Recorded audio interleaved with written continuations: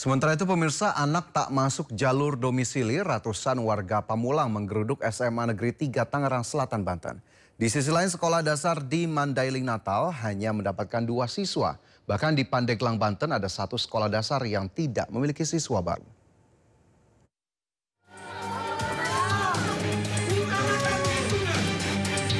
Ratusan warga berorasi dan membawa spanduk tuntutan dan menggeruduk SMA Negeri 3 Tangerang Selatan, Banten. Kedatangan para orang tua ini dikarenakan puluhan anak-anak sekitar tak masuk jalur domisili dalam proses seleksi penerimaan murid baru di sekolah tersebut. Seluruh akses masuk menuju sekolah pun diblokir para orang tua dengan cara menutup semua portal menggunakan cor-coran. Data dari pengurus lingkungan menyebutkan 60 anak yang mendaftar melalui jalur domisili, 34 diantaranya tidak lolos dalam seleksi penerimaan murid baru. Bukan 100 meter lagi, 7 meter belakang sekolahan, khususnya RW 12 Pak. Gitu. Ya, bahkan yang namanya Pak Ridwan ini, Pak RT Ridwan RW 10 itu jaraknya paling 50 meter Pak, nggak diterima. Pada saat itu didaftar jalur apa? Jalur...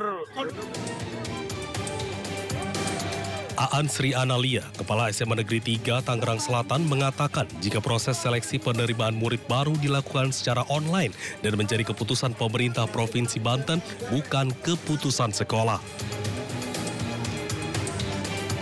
Bahwa jalur domisili itu pemeringkatannya ditentukan oleh nilai rapot semester 1 sampai dengan semester 5. Itu pemeringkatan pertama. Jadi bukan jarak mereka ke sekolah, tetapi karena domisili itu bukan hanya warga sekitar, tetapi juga warga di Kecamatan Pamulang. Kita lingkupnya hanya sekecamatan Pamulang, sesuai dengan yang kita ajukan ke provinsi. Sementara itu, nantinya pihak sekolah beserta warga akan mengadukan puluhan anak yang tak masuk melalui jalur domisili ini ke Gubernur Banten dalam waktu dekat. Dari Tangerang Selatan, Banten, Nunung Purnomo, iNews melaporkan.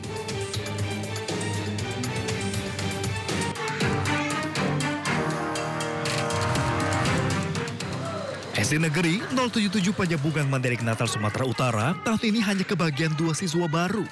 Padahal masa tahun ajaran baru segera dimulai Senin pekan depan. Setiap tahun sekolah ini selalu kekurangan siswa baru akibat kurangnya fasilitas sekolah. Salah satunya yakni ketiadaan toilet di sekolah hingga membuat para orang tua enggan menyekolahkan anak-anaknya di sekolah ini. Akibat terus menurunnya jumlah siswa baru di sekolah ini membuat jumlah total siswanya hanya sekitar 60 orang, mulai dari kelas 1 hingga kelas 6.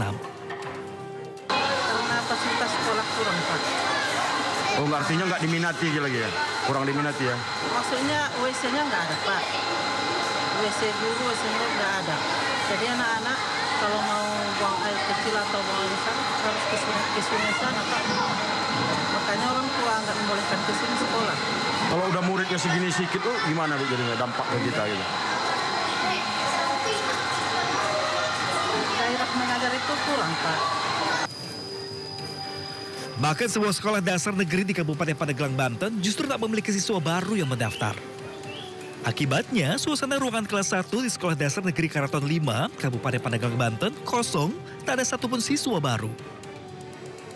Bahkan dari kelas 2 hingga kelas 6 hanya diisi oleh sebanyak 36 orang siswa saja. Minimnya siswa karena adanya informasi jika sekolah akan ditutup dan kondisi sekolah yang dinilai tidak layak. Dari SD Karaton 5 untuk tahun ajaran baru tahun 2005-2026 ini belum menerima siswa baru.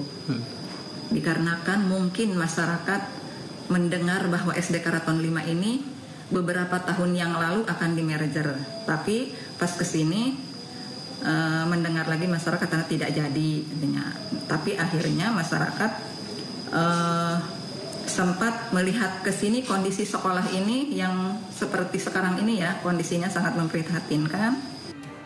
Pihak sekolah pun berharap ada perhatian khusus dari pemerintah setempat agar sekolah mereka kembali diminati para orang tua siswa.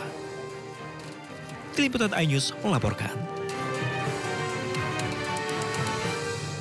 Selanjutnya pemirsa, pemerintah akan memulai uji coba pembelajaran di sekolah rakyat pada hari ini. Ya, rencananya ada 100 titik sekolah gratis yang ditargetkan selesai sebelum diresmikan langsung oleh Presiden Prabowo Subianto. Menteri Koordinator Bidang Pemberdayaan Manusia Muhaimin Iskandar akan hadir untuk menyaksikan uji coba pembelajaran di Cibinong, Jawa Barat. Caimin juga memastikan bahwa kepala sekolah, guru hingga siswa sudah siap mengikuti program ini. Adapun program sekolah rakyat menggunakan sistem jemput bola untuk pelajar dari keluarga miskin, pelajar yang putus sekolah, dan anak yang belum pernah sekolah. Presiden Prabowo menginginkan mereka bisa sekolah di tempat berkualitas untuk memutus kemiskinan.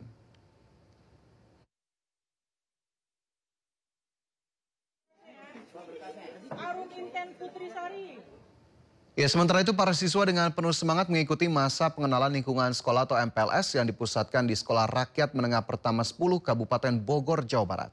Uniknya para siswa datang menggunakan bus wisata Bogor, Uncal. Para siswa yang diantar oleh orang tuanya dengan semangat turun dari bus wisata Bogor, Uncal setiba di Sekolah Rakyat. Para siswa bahkan masih mengenakan seragam SD. Kehadiran para siswa menandai dimulainya MPLS yang menjadi bagian dari pembukaan resmi Sekolah Rakyat, program pendidikan berasrama gratis yang digagas Presiden Prabowo untuk anak-anak dari keluarga miskin dan miskin ekstrim. Rencananya Menteri Sosial Saifullah Yusuf atau Gus Ipul dan Wakil Menteri Sosial Agus Jabo Priyono akan hadir dalam MPLS hari pertama di sekolah ini.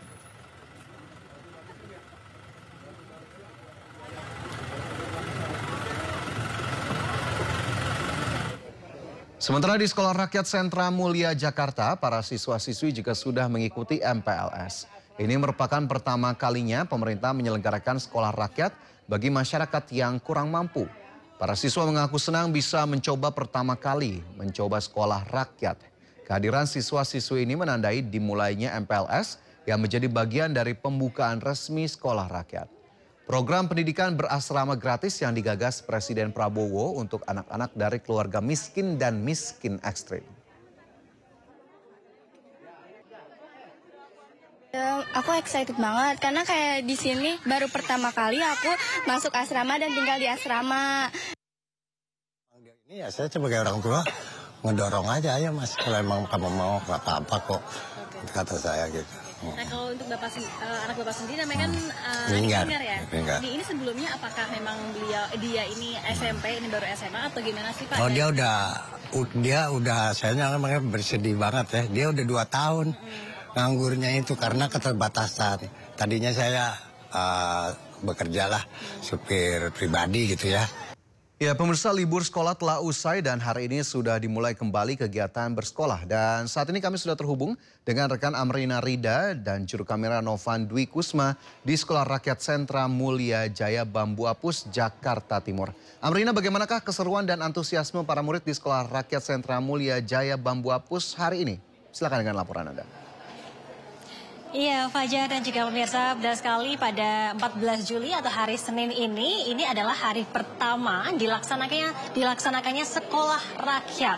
Nah, ini untuk saat ini hari pertama ini agendanya adalah siswa-siswa mengikuti rangkaian matrikulasi. Nah, salah satunya yang menjadi rangkaian matrikulasi ini adalah pemeriksaan kesehatan. Nah, saat ini kami berada di ruangan pemeriksaan kesehatan yang mana ini bisa dilihat begitu ya dari juru kamera kami Novan Dwi menunjukkan situasi terkini adanya pemeriksaan kesehatan yang dilakukan oleh tenaga kesehatan di Sekolah Rakyat Menengah Atas 9 Sentra Mulia Jaya Bambu Apus, Jakarta Timur. Nah, untuk pemeriksaan kesehatan di sini terdiri dari beberapa rangkaian, diantaranya adalah screening kesehatan penyakit menular, lalu juga pemeriksaan mata, pemeriksaan gigi, hingga tadi pun juga ada tes kebugaran. Nah, untuk Sentra Mulia Jaya sebagai pengelola dari pihak di bawah Kementerian Sosial yang membawahi Sekolah Rakyat ini bekerja sama dengan Puskesmas ataupun juga fasilitas kesehatan tingkat pertama, yakni Puskesmas Cipayung untuk memeriksa kesehatan dari siswa-siswa di sini. Nah, kurang lebih Fajar di Sekolah Rakyat Menengah Atas 9 ini ada 50 siswa yang terdiri dari 28 siswa putra dan juga 22 siswa putri yang berasal dari sejumlah daerah, tidak hanya dari Jakarta Timur, namun juga dari Jakarta Selatan dan juga Jakarta Pusat. Ini prosesnya adalah seperti ini. Tadi pagi sebenarnya sudah dilaksanakan adanya registrasi, lalu juga siswa-siswa ini tadi pun juga sudah memasukkan barang-barang mereka ke asrama, karena untuk sekolah rakyat ini memang menganut sistem boarding school, sehingga untuk siswa-siswa di sini akan diberikan fasilitas asrama, sehingga tadi mereka membawa barang bawaan yang langsung dimasukkan asrama. Nah, tadi juga sudah sempat dilaksanakan adanya tes kebugaran dan sekarang sedang dilaksanakan adanya pemeriksaan kesehatan berupa pemeriksaan mata, lalu juga nanti akan ada pemeriksaan gigi hingga pemeriksaan screening penyakit penular dan juga pemeriksaan kesehatan yang lainnya. Dan memang pemeriksaan kesehatan ini diperlukan, Fajar, agar nantinya untuk memastikan agar siswa-siswa yang nantinya bersekolah di sekolah rakyat ini bisa mengikuti proses-proses pembelajaran yang akan berlangsung selama 1 tahun ke depan. Dan yang menarik adalah, Fajar, bahwa apabila sekolah lain ini biasanya seusai matrikulasi mereka langsung melaksanakan pembelajaran, nanti untuk siswa-siswa di sekolah rakyat ini matrikulasinya berlangsung selama kurang lebih 2 hingga 3 bulan.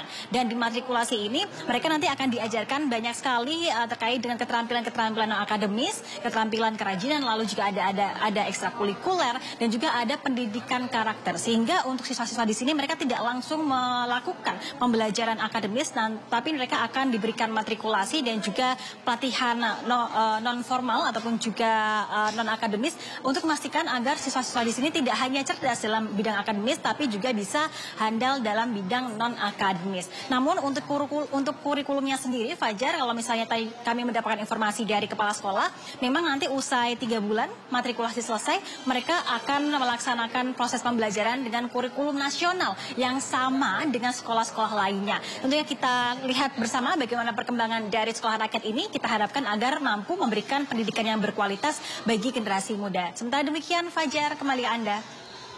Ya, baik, terima kasih rekan Amrina Rida dan juru kamera Novan Dwi Kusuma telah melaporkan langsung dari Sekolah Rakyat Sentra Mulia Jaya, Bambu Apus, Jakarta Timur, dan selamat bertugas kembali.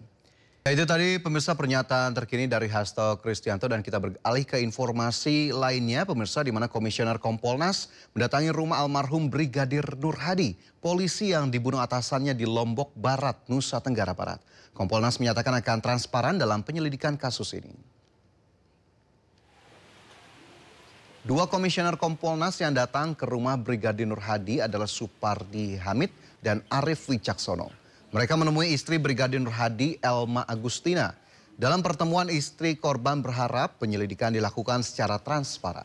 Selain itu, Kompolnas juga membuka masukan untuk Polri, terutama nasib anak korban. Sebelumnya polisi telah menetapkan 3 tersangka, 2 diantaranya dihentikan dengan hormat dari Polri. Selain proses yang transparan, mereka terus mendapatkan informasi yang berkelanjutan terkait peristiwa ini. Juga mereka menitipkan harapan kepada kami, melalui kami kepada Polri, menyangkut anak-anak dari almarhum Nur Hadi. Nah, kami nanti akan mencoba untuk meminta kepada baik Polda maupun Polri secara keseluruhan melalui Kapolri. Semuanya dituntaskan sama nggak yang berlanjut saja. Terima kasih semua. Tadi sempat minta apa katanya soal jaminan? Minta hak dan kewajiban. Minta hak dan kewajiban saya sebagai istri almarhum yang menjadi anggota sama kewajibannya dari instansi kepolisian kepada istri dan anak-anak.